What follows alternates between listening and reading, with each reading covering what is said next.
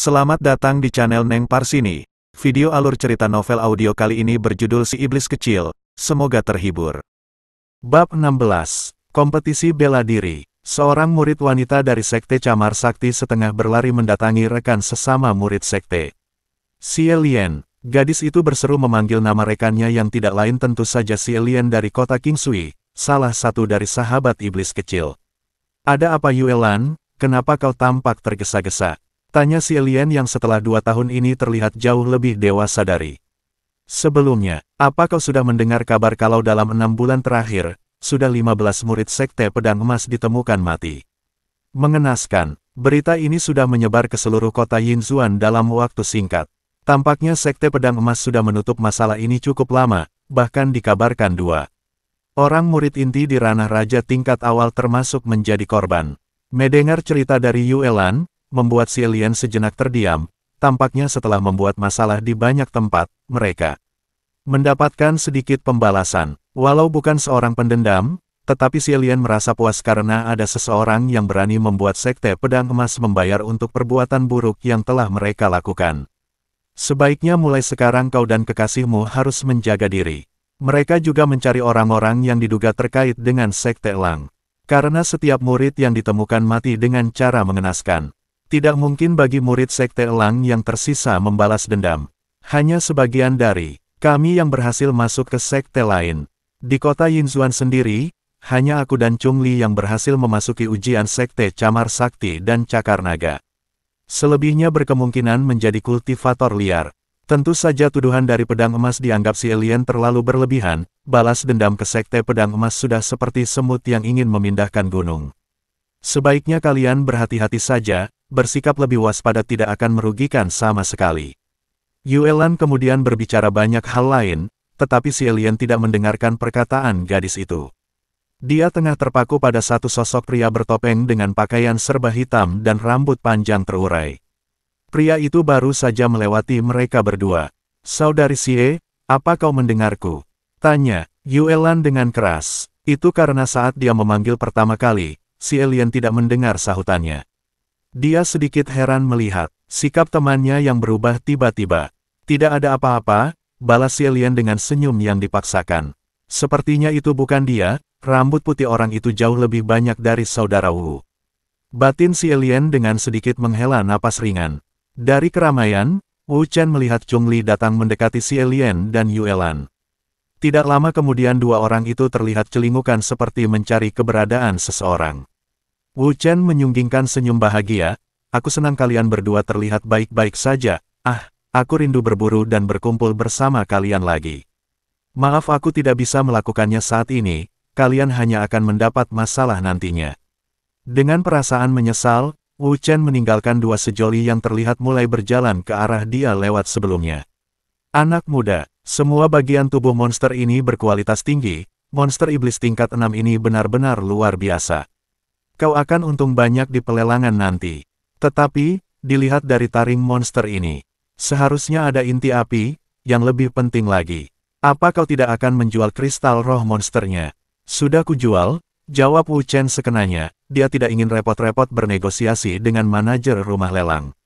Manajer berjanggut itu juga langsung mengerti dengan sikap yang ditunjukkan pelanggan bertopeng itu. Aku kesini hanya ingin memastikan kembali, kalian memiliki teknik ilusi larangan bukan? Oh ya, aku baru ingat sekarang, tempo hari. Kau datang untuk membuat artefak. Penyimpananmu tidak bisa terlihat oleh orang lain. Kebetulan sekali, master ahli larangan kami sudah kembali dari ibu kota. Jadi artefak mana yang ingin kau beri ilusi larangan? Dengan sangat bersemangat manajer itu menggosok kedua telapak tangannya. Tentu saja bayaran untuk teknik larangan sangat mahal.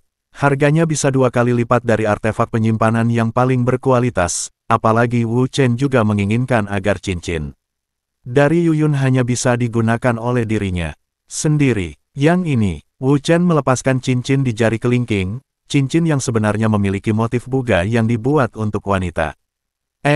Hahaha, anak muda, kau sungguh pintar bercanda.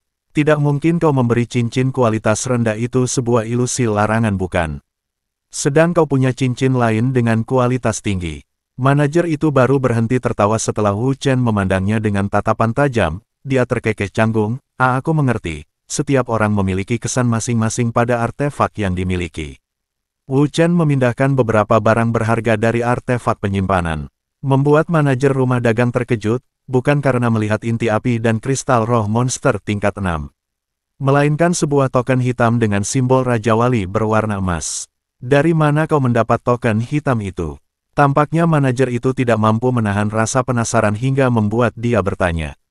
Wu Chen mengernyitkan kening. Apa? Manajer mengetahui token apa ini? Wu Chen bertanya karena melihat gelagat manajer seperti mengetahui sesuatu. Kau belum menjawab pertanyaanku, anak muda. Kali ini raut wajah manajer terlihat sangat serius.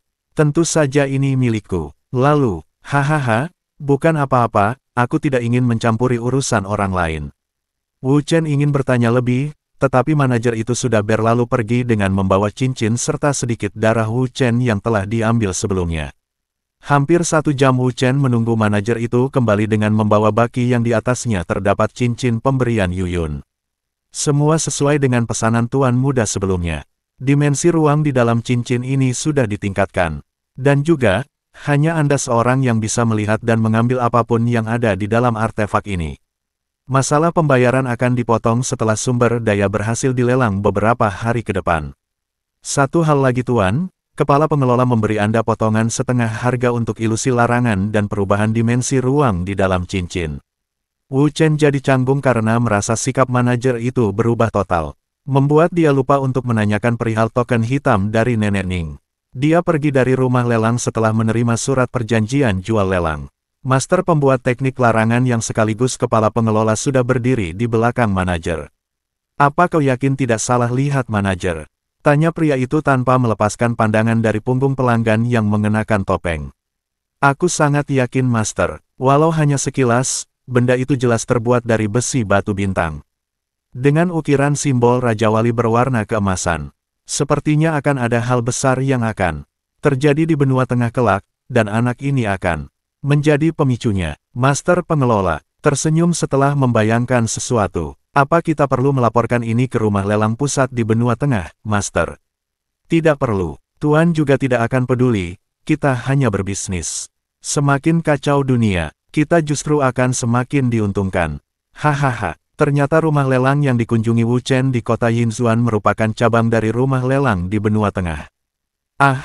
Aku jadi melupakan kalau bocah itu memiliki kristal roh tingkat 6 dan sebuah inti api. Sayang sekali dia tidak berminat menjualnya pada kita.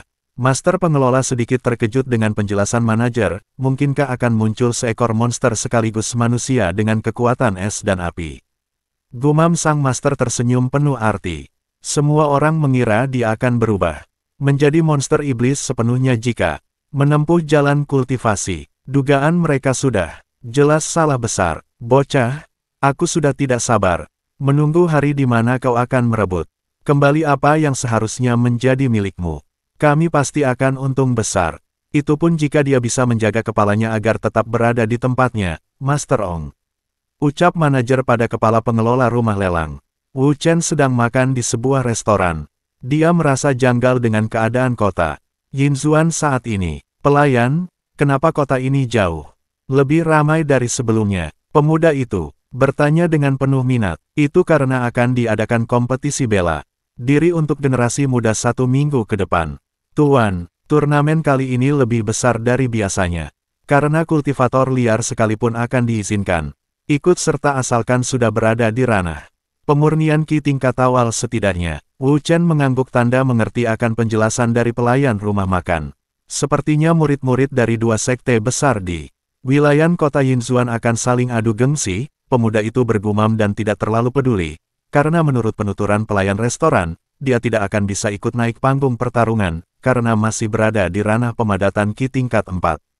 Setelah menuang arak pada gelas pelanggan bertopeng, pelayan itu meninggalkan Wu Chen yang melamun memikirkan cara untuk menyerap inti api agar tubuhnya bisa bertahan. Menurut penuturan manajer rumah lelang yang dia datangi sebelumnya, itu hanya bisa dilakukan dengan bimbingan seorang guru. Tidak mungkin dipelajari sendiri hanya dengan membaca sebuah kitab. Sedang larut dalam lamunannya, Wu Chen dikejutkan oleh seseorang yang menepuk pundaknya. Kita bertemu lagi iblis kecil. Wu Chen terlihat senang saat mengenali pria yang baru saja menyapa dirinya. Hehe, Tuan Muda Wang terhormat. Kau datang di saat yang tepat.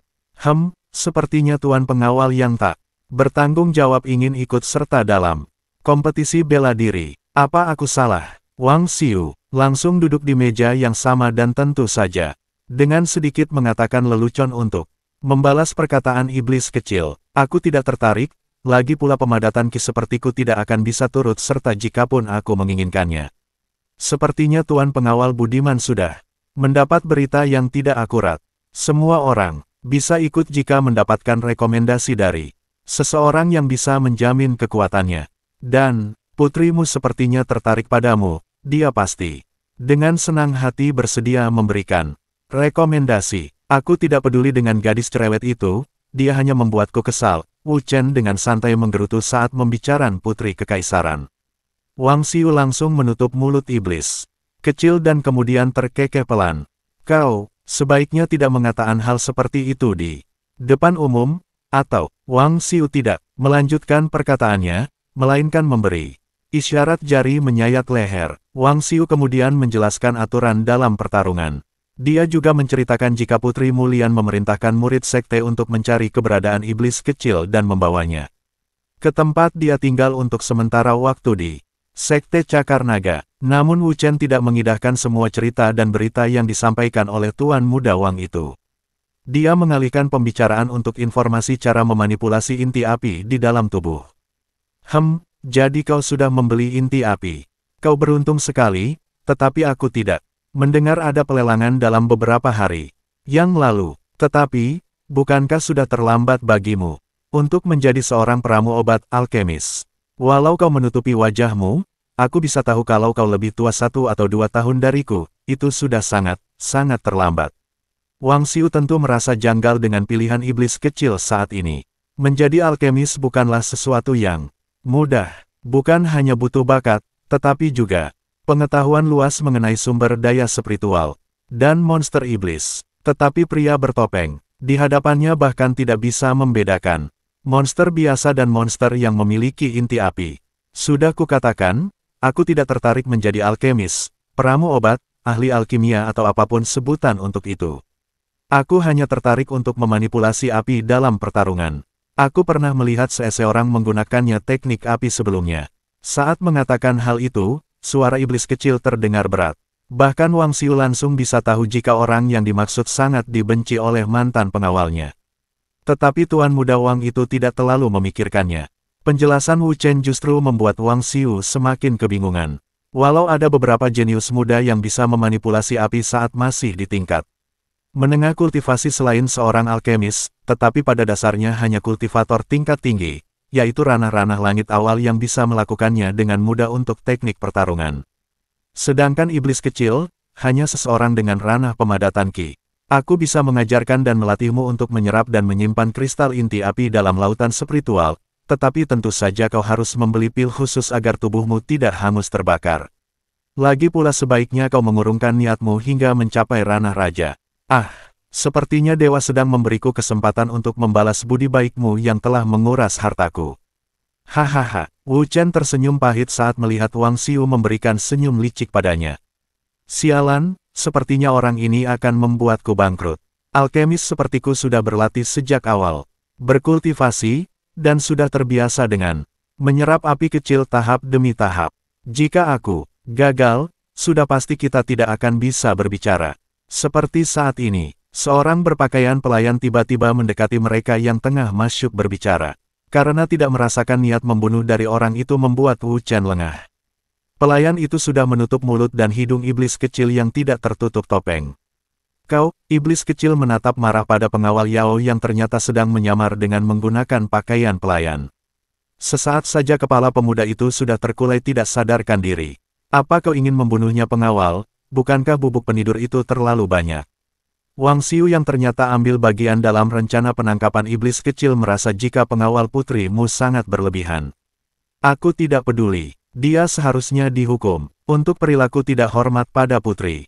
Kami akan memastikan kalian mendapat hadiah untuk informasi dan membantu mengalihkan perhatiannya. Pengawal Yao dan bawahannya membawa Wu Chen pergi tanpa mengatakan apapun lagi. Song Ji yang melaporkan keberadaan Wu Chen mendekati Wang Xiu dengan raut wajah gembira.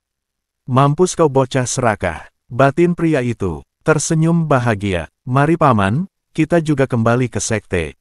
Kita harus meminta maaf pada pemuda itu, putri. Mulian benar-benar membuatku dalam situasi sulit. Wang Xiu pergi dengan raut wajah berbanding terbalik dengan pelayannya Song Ji yang gembira. Terima kasih, dan nantikan bab berikutnya esok hari. Salam bahagia dan selamat beraktivitas.